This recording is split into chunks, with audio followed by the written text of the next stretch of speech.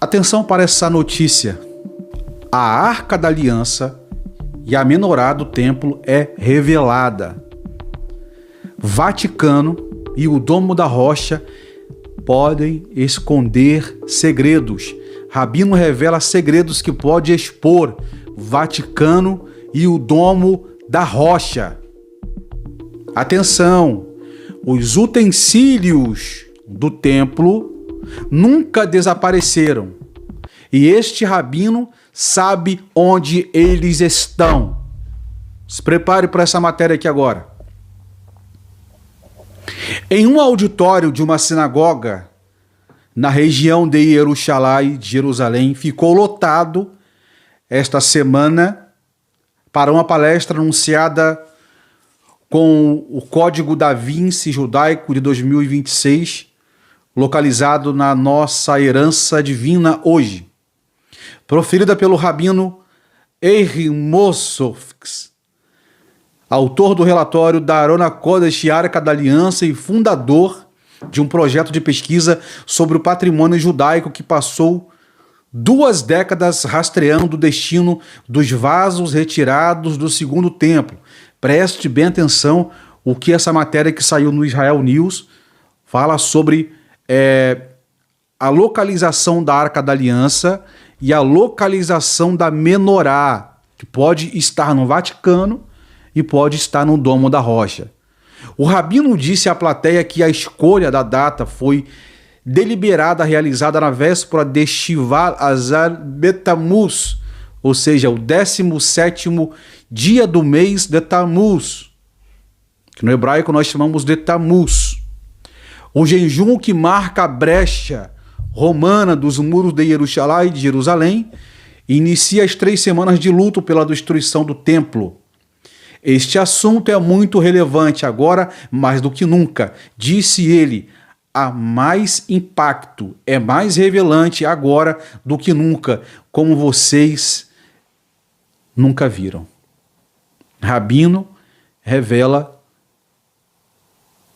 o destino da Arca da Aliança, que pode estar no Domo da Rocha, e da menorá sagrada do templo, que pode estar no Vaticano. O rabino que se mudou de Toronto para Israel há 20 anos descreveu sua pesquisa como investigativa e não puramente acadêmica. Ele falou o seguinte: eu realmente tenho, não é apenas uma abordagem acadêmica, teórica, eu também tenho isso, mas eu estou partindo de uma perspectiva judaica bíblica, disse o rabino. Isso é algo realmente prático. Eu vi com meus próprios olhos. Eu estive lá, disse o rabino. Me meti em uma encrenca algumas vezes. Ele acrescentou isso com um tom de riso. Todo arqueólogo investigativo que se preze, que chega perto, não é preso, mas corre alguns riscos. É preciso ser capaz para fazer isso. Ele está falando sobre a Arca da Aliança e a menorá. Ele fez questão de traçar uma linha divisória entre o projeto e a política israelense. Nenhum dos meus projetos tem motivação política. Isso aqui é muito importante, disse ele à plateia. Nada do que vamos mencionar aqui é patrocinado por alguma empresa, enfim, ou por qualquer outro meio empresarial, ou por Bennett. Definitivamente, não. O que eu faço é essencialmente defesa de Israel por meio da mídia, jornalismo investigativo, filmes e arqueologia bíblica. O rabino traçou uma trajetória dos Keilim, ou seja, os utensílios do templo sagrado. Entre eles, a menorá e o altar do incenso, através do que ele descreveu como um caminho bem documentado após a destruição em 70 d.C., citando os historiadores antigos como Flávio Josefo e Procópio de Cesareia. Preste bem atenção nesta matéria. Todos os historiadores concordam com isso, disse ele, sobre os 4 séculos em que os utensílios estiveram em Roma. Temos Procópio, temos Teófanes, todas as fontes estão no livro. Sim, é amplamente aceito que, até os tempos modernos, os teólogos e acadêmicos concordam ou concordavam que ele foi retirado do templo até ser colocado na nova igreja, ou seja, uma igreja romana, colocada na igreja nova. A partir daí, surge uma certa controvérsia, disse o rabino. Ele descreveu as forças vândalas saqueando Roma e levando os vasos do templo para Cartago, e o general bizantino e Belisário, posteriormente, os transferindo para Constantinopla após conquistar o norte da África. A partir daí, disse ele, o imperador Justiniano passou a mantê-los. Um dos seus ministros judeus lhe disse: olha, escute, você está prestes a perder o seu império, está prestes a perder a sua fortuna e adoecer por causa dos objetos do templo. Olha só, preste bem atenção. A partir daí, disse ele, o imperador Justiniano passou a temer mantê-los. Um dos seus ministros judeus lhe disse: escute, você está prestes a perder seu império, está prestes a perder sua fortuna e adoecer por causa dos objetos do templo. Tudo aconteceu. Roma foi destruída por causa disso. O Cartago foi destruída. Agora é a sua vez. O rabino disse que Justiniano enviou os vasos de volta a Jerusalém por volta de 542 d.C. para a igreja de Nea, cujas ruínas, segundo ele, ainda existe hoje. Ele falou o seguinte: esta é exatamente onde deveria estar, disse ele. Fica bem no final do Cardo. Os arqueólogos testemunham de várias maneiras que é ali que ficava, era enorme. Grande parte da palestra girou em torno de sua história, que, segundo o rabino, o motivou a iniciar esta pesquisa há 15 anos, extraída do livro de memórias Ruhama Shaim.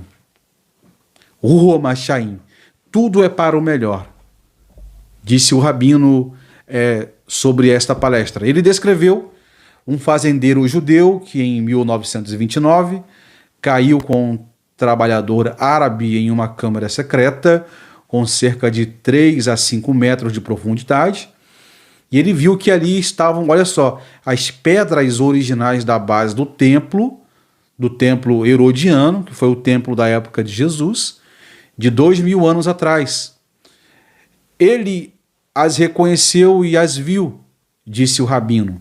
Ele contou que 2 homens brigaram pela descoberta. O fazendeiro judeu sobreviveu, cobriu a caverna, fez um mapa de sua propriedade e guardou o segredo por meses antes de viajar para Nova York, para consultar um rabino-chefe em Jerusalém por meio de intermediários. O verídico do rabino conforme relatado. Olha aqui, sim, é verdade. Esse é o mesmo local. Você encontrou o local do templo, mas ainda não é hora de revelá-lo. Não só isso, mas o próprio fazendeiro se esquecerá de tudo que aconteceu. Você não poderá contar a ninguém até que o fazendeiro faleça. Então, o assunto voltará à tona. Gente, o rabino está falando aqui sobre 2 descobertas que podem impactar e trazer à tona o paradeiro da Arona Kodesh, da Arca da Aliança e da Menorá. Olha isso. O rabino disse que acabou localizando a caverna por conta própria, usando pontos de referência transmitidos por relatos familiares, e desde então produziu um pequeno documentário com a participação do membro do Knesset, Dani Danon. Por 2000 anos, acredite ou não, este lugar, não há nada construído nele, disse ele. É realmente algo especial. Olha só, gente, está falando sobre a Arca da Aliança e sobre a Menorá. Olha aqui, a Arca da Aliança está embaixo do Gólgota. Olha isso. Ele descreveu o local como dividido entre 2 proprietários. Aquele terreno específico foi comprado por uma empresa chamada Desenvolvimento do Excel.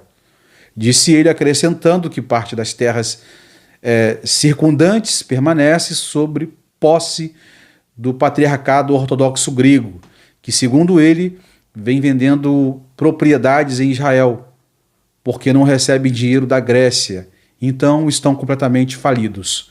Ele afirmou que sua equipe está preparando testes geológicos em cerca de uma dúzia de cavernas na área, com profundidades que variam de 1,5 m a 4,5 metros, que a autoridade das antiguidades de Israel está ciente do projeto. Ele falou o seguinte: olha, estou tornando isso público oficialmente.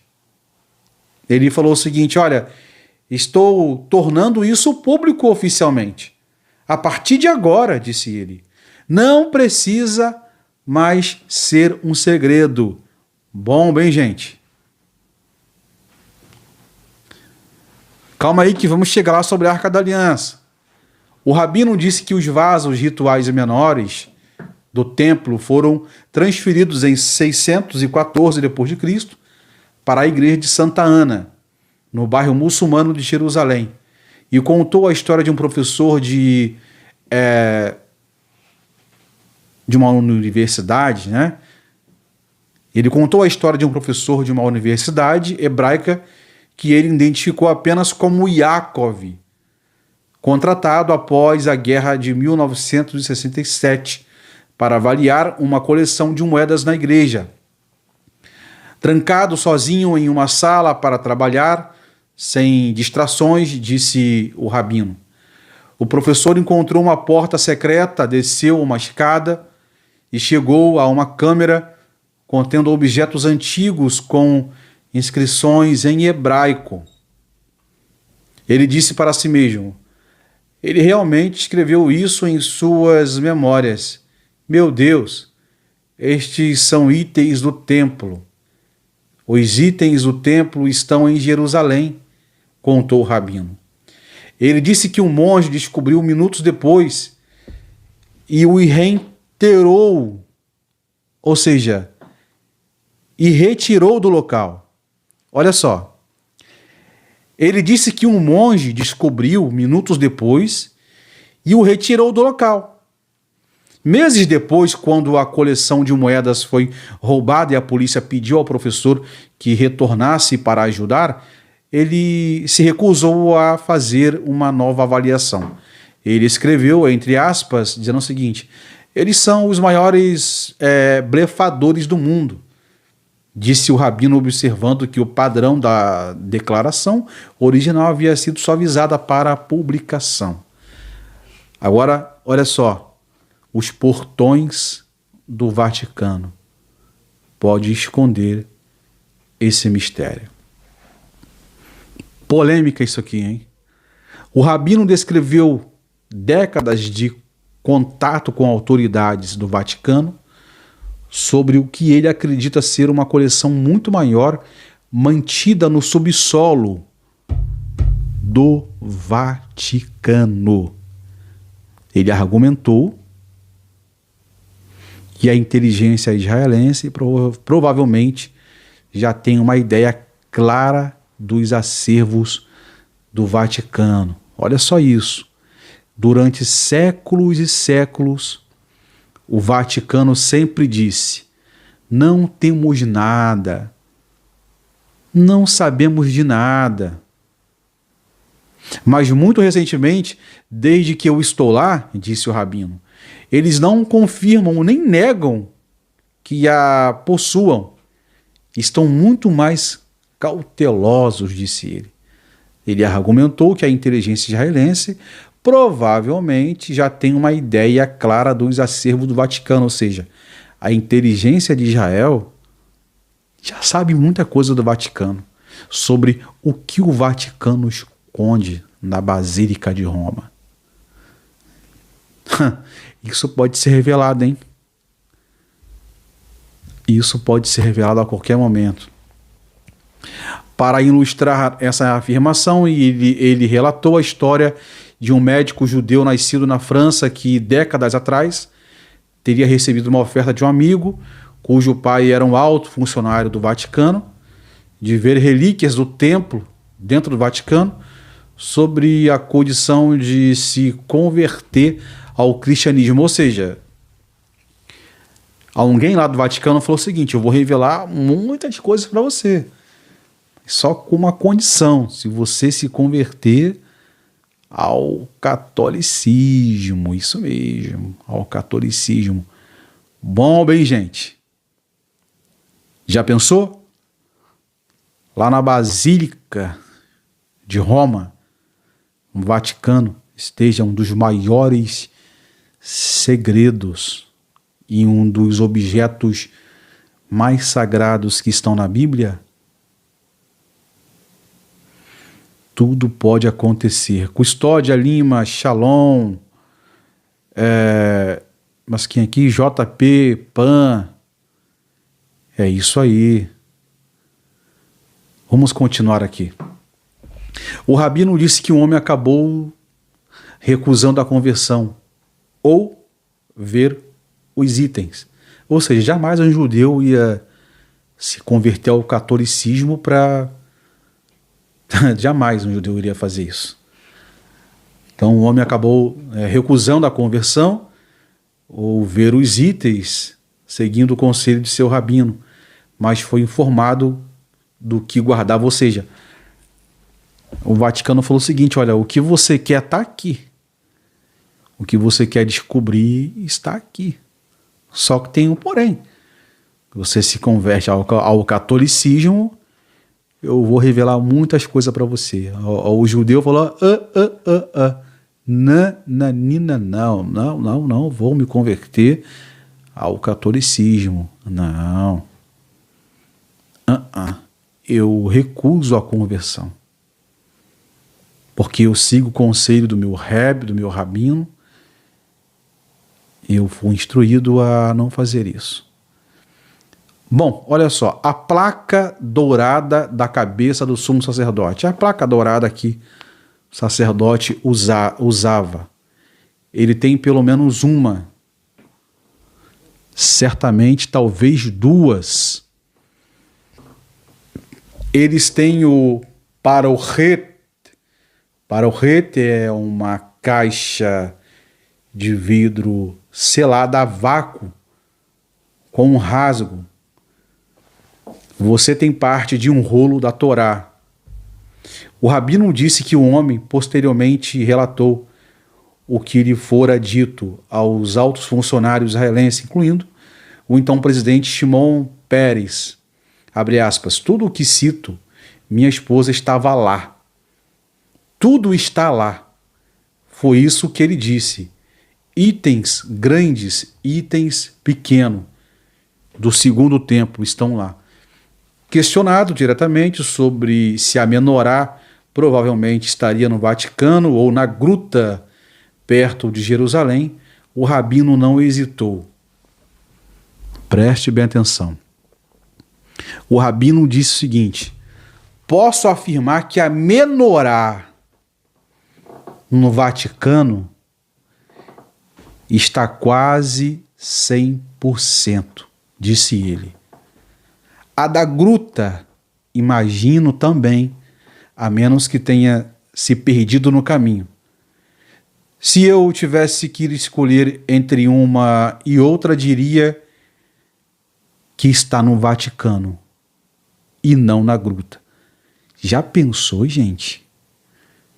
Se um dos utensílios mais sagrados da religião judaica do primeiro templo esteja no Vaticano? Deixe sua opinião nos comentários.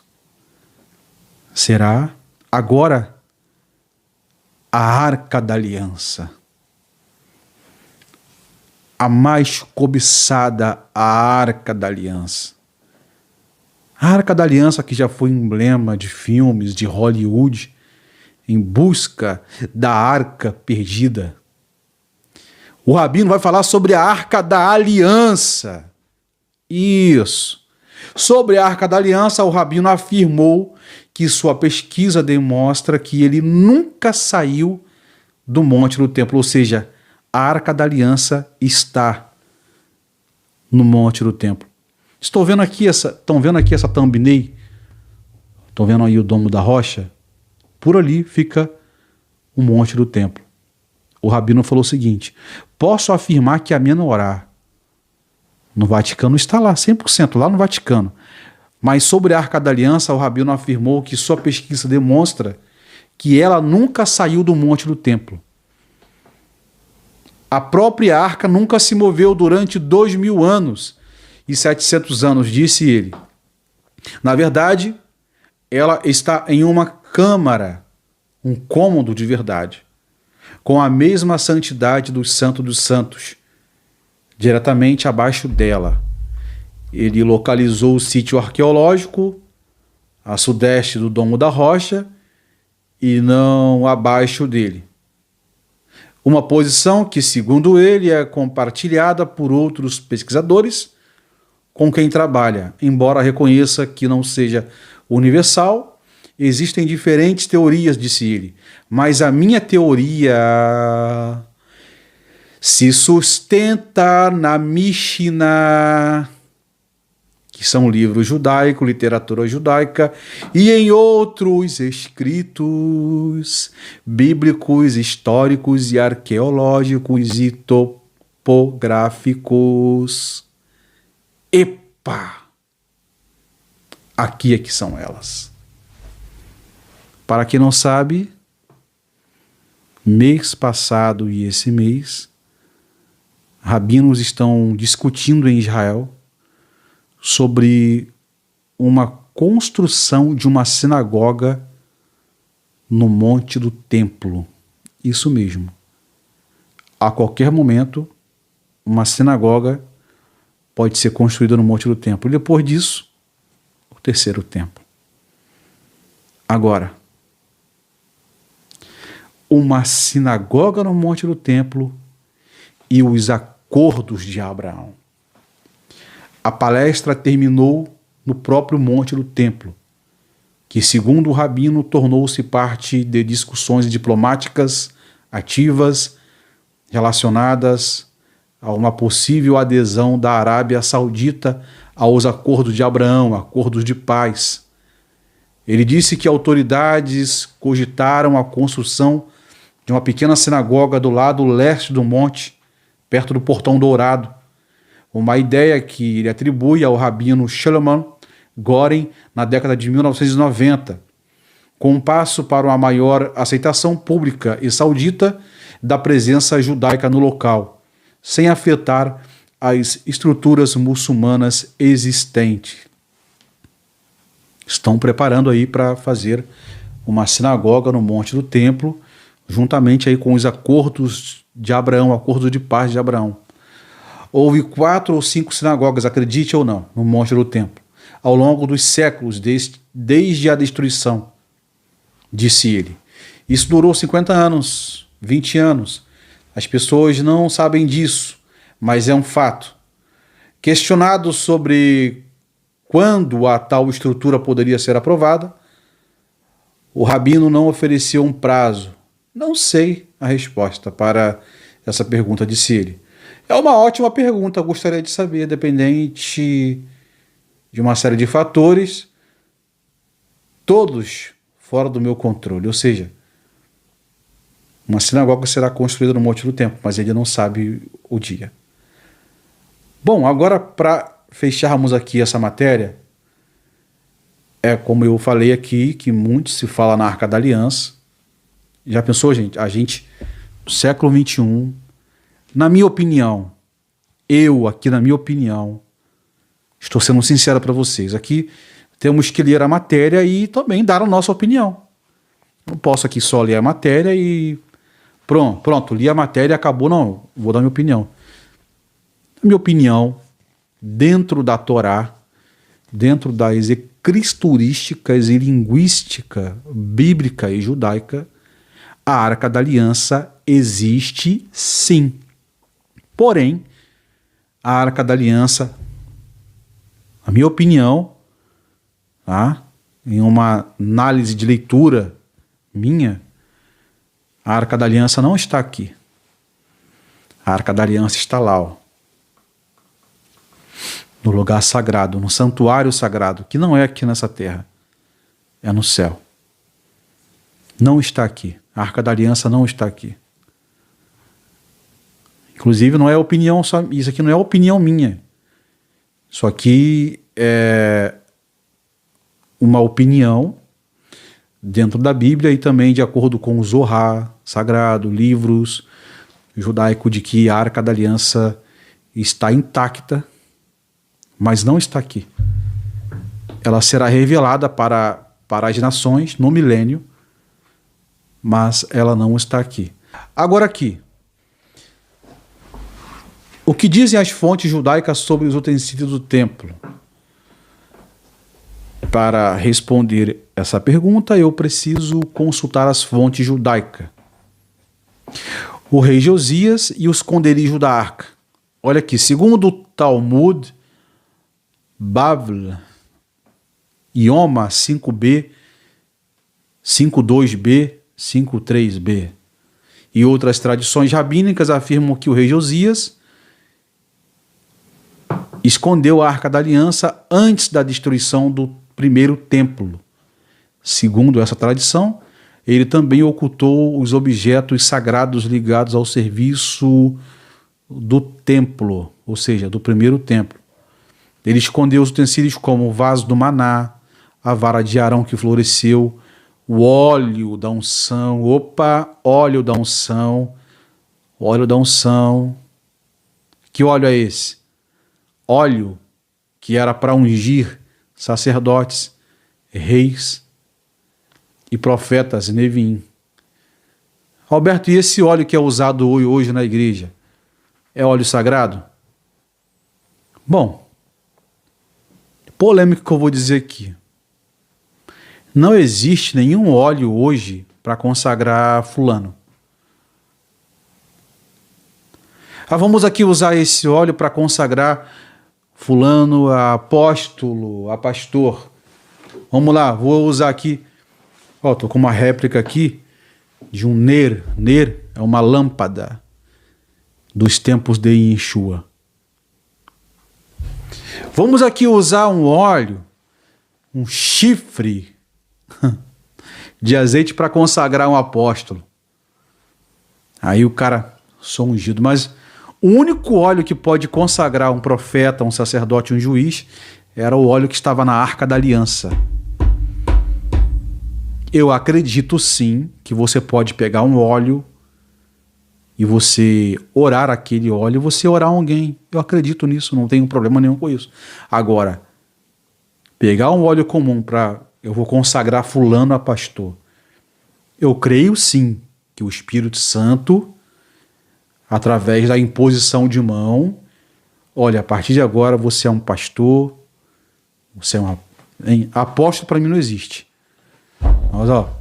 Mas agora, pegar óleo de azeite e dizer que é óleo da consagração, não. O único óleo da consagração é o óleo que estava na Arca da Aliança, que é para ungir profetas, sacerdotes e juízes e reis da tribo de Judá. Eles pegavam chifre de azeite e deitava o óleo na cabeça do indivíduo com óleo real, não com óleo que esses pastores usam para se blindar e dizer que é ungido. Eu não sei que unção é essa que eles têm, que eles profetizam e a profecia cai no pé deles de tão fraca que é. Que profecia é essa? Eu posso revelar aqui um segredo para vocês? Para terminarmos aqui, senão vai descarregar meu celular. Você não pode descarregar meu celular. Falando sobre óleo. Já falei para vocês, não tem problema nenhum de você pegar um óleo e falar, poxa, eu vou orar aqui, sabe? Que eu vou orar o meu filho, vou orar um vizinho. Não tem problema nenhum. Isso é um ato de fé, não tem problema nenhum. Agora, um cara pegar um óleo e se ungir, se untar e dizer eu sou ungido, isso aqui para mim já passou dos limites. Outra hora eu vou falar mais sobre isso, que é muito importante falarmos sobre esses assuntos para não sermos enganados por pseudos pastores que ficam se blindando. Eu sou ungido, eu faço, eu não sei o quê. Não, cuidado. Tem muitos homens de Deus, mas eu não posso chegar aqui e dizer, olha, eu sou ungido, viu? Eu, Alberto, eu sou ungido, não toca em mim não que eu sou ungido, tá? Sou protegido sim pelo Espírito Santo, mas eu não sou um ungido, um profeta, não sou nada disso, sou um ser humano, carne e osso. Sou carne e osso, tá bom?